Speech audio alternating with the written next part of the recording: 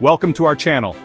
Today, we're diving into the world of stocks and exploring the different types you should know about. Look, I remember when I first started investing, it felt like everyone was speaking a different language. Growth stocks, value stocks, it was overwhelming. But trust me, once you break it down, it's not that complicated. Understanding these categories can help you make informed investment decisions and potentially maximize your returns. Let's get started. First up, we've got common stock. This is what most people think of when they hear the word stock. When you buy common stock, you're buying a small piece of ownership in that company. And with ownership come certain rights, like voting at shareholder meetings, but your vote alone won't change the direction of Apple or Amazon. The real upside is potential dividends and stock price appreciation. Of course, there's risk involved too. If the company goes bankrupt, common stockholders are the last to get paid. Next, we have preferred stock. This one's a little different from common stock. With preferred stock, you typically don't get voting rights, but you do get a higher claim on assets and earnings than common stockholders. Think of it this way. If the company is a fancy restaurant, preferred stockholders get priority seating over common stockholders. They receive dividends before common shareholders and have priority in asset distribution during liquidation. Now, don't confuse priority with guaranteed. While preferred stockholders are higher on the totem pole, they can still lose money if the company tanks. But generally speaking, preferred stock is considered a bit less risky than common stock, especially in the short term. Let's talk about market capitalization or market cap. It tells you the total value of a company's outstanding shares. Calculate it by multiplying the share price by the total number of shares. Companies are categorized as small cap, mid cap, or large cap. Large cap stocks include giants like Apple, Microsoft, Amazon. They have market caps of $10 billion or more. These are well-established companies with a history of profitability. Mid-cap stocks are like dolphins, with market caps between $2 billion and $10 billion. They balance growth potential and stability. Small-cap stocks are the guppies, with market caps between $300 million and $2 billion. Higher growth potential often comes with higher risk. Chapter 4.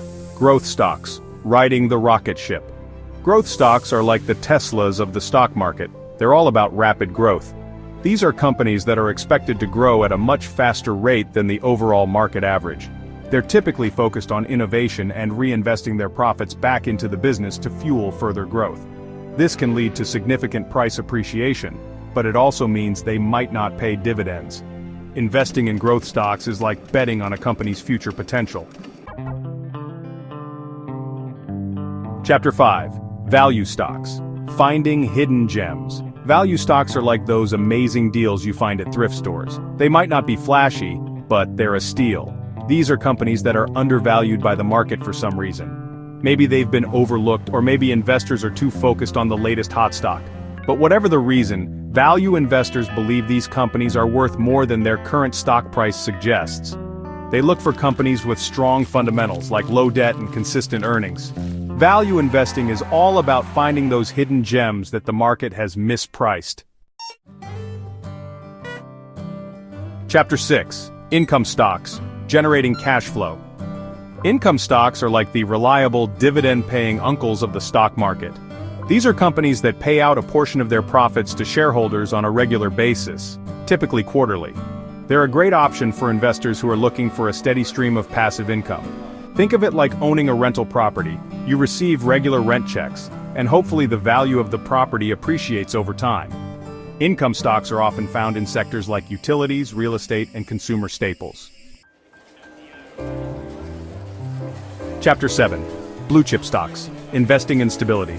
Blue chip stocks are like the blue whales of the stock market. They're massive, well-established companies with a long history of profitability and stability. Think Coca-Cola, Johnson & Johnson, Procter & Gamble. These companies have been around for decades, and they've weathered multiple economic storms. They're known for their strong brand recognition, solid financials, and consistent dividend payments. Investing in blue-chip stocks is like putting your money in a slow and steady savings account. They might not offer the same explosive growth potential as growth stocks, but they provide a sense of security and stability that's hard to beat. Chapter 8. Cyclical versus defensive stocks, navigating the economic cycle. Cyclical stocks are like trendy fashion items, popular 1 minute, out of style the next. Their performance is tied to the economic cycle. Booming economy? Cyclical stocks do well. Downturn? They take a hit. Think automotive, retail, travel. Defensive stocks are like classic wardrobe staples, essential goods and services needed regardless of the economy, less susceptible to economic fluctuations. Think utilities, healthcare, consumer staples. Chapter 9. Domestic versus international stocks, broadening your horizons. When it comes to investing, you don't have to limit yourself to your own backyard. Domestic stocks are shares of companies that are based and operate in your home country. But diversifying your portfolio with international stocks can be a smart move. International stocks give you exposure to different economies, industries, and currencies. This can help reduce the overall risk in your portfolio and potentially boost your returns. Of course, investing in international stocks comes with its own set of risks, such as currency fluctuations and political instability. But by carefully researching and selecting international stocks, you can potentially reap significant rewards. Chapter 10. IPO stocks. The thrill of the unknown. An IPO, or initial public offering, is when a private company first offers shares of its stock to the public. It's an exciting time for both the company and potential investors. For the company, it's a chance to raise capital and fuel further growth. For investors, it's an opportunity to get in on the ground floor of a potentially game-changing company. But IPOs can be risky. With limited historical data, it's difficult to predict how the stock will perform in the public market. Plus, IPOs are often subject to hype and speculation, which can lead to inflated valuations. Chapter 11. Dividend versus non-dividend stocks, to pay or not to pay. Dividend stocks are those that pay out a portion of their profits to shareholders on a regular basis. These can be a great source of passive income, especially for investors who are looking for a steady stream of cash flow. Non-dividend stocks, on the other hand, reinvest all of their profits back into the business. They believe that reinvesting in growth opportunities will ultimately create more value for shareholders in the long run. Chapter 12. ESG stocks, investing with a conscience. ESG stands for environmental, social, and governance. ESG investing is all about aligning your investments with your values. It's about investing in companies that are committed to sustainability, social responsibility, and good corporate governance. More and more investors are incorporating ESG factors into their investment decisions. They want to make sure their money is supporting companies that are making a positive impact on the world. There are a growing number of ESG funds and ETFs that make it easy to invest in companies that meet certain ESG criteria. Outro. Start building your stock portfolio today. Thanks for watching.